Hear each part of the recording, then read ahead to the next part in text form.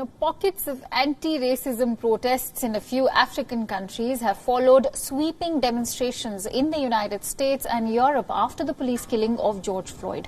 But in contrast to the thousands taking to the streets elsewhere, solidarity events in Africa have been smaller, often led by left-wing movements. Here's a report. I can't breathe! I can't breathe! As anti-racism demonstrations sweep the globe following the death of unarmed black man George Floyd in police custody in the US, a more muted response took place in Africa, with small-scale protests held across the continent. Anti-racism protesters in Ghana's capital, Accra, held a vigil for George Floyd. The initially peaceful gathering held by the Economic Fighters League, a radical pan-Africanist movement in Ghana, turned into a protest after the arrest of the group's leader. No justice!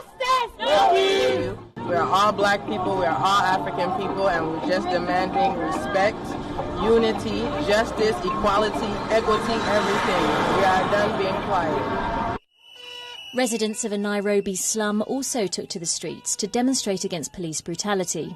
According to Kenya's Independent Policing Oversight Authority, police have played some part in the killing of 15 people since the country put a nighttime curfew in place to combat coronavirus.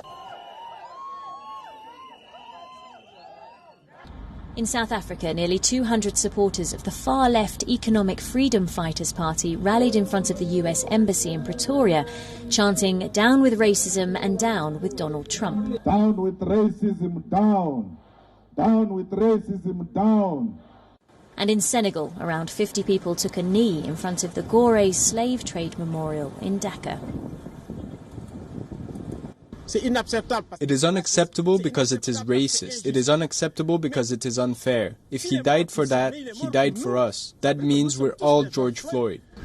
Meanwhile, outside of Africa, protesters have defaced statues of colonialist leaders who were involved in slavery, in some cases leading to the removal of the monuments altogether. The Belgian port city of Antwerp took down a statue of King Leopold II, known for his brutal rule over what is now the Democratic Republic of Congo. Millions of Congolese died or were maimed working in rubber plantations and in military expeditions while Leopold amassed a huge personal fortune. Authorities removed the statue days after anti-racism protesters covered it with paint. A petition has begun in Brussels calling for other monuments to also be removed. A researcher at the country's Africa Museum makes the case for education and change beyond debates about statues. Things have to change, but via people.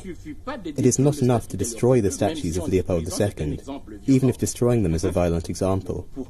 But for me, using explanations, understanding, through writing, that is necessary.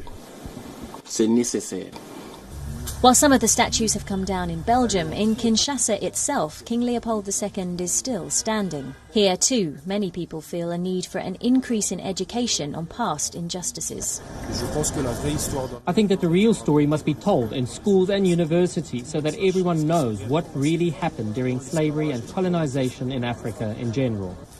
The ramifications of the death of George Floyd look set to continue raising questions about both our history and how to navigate our future.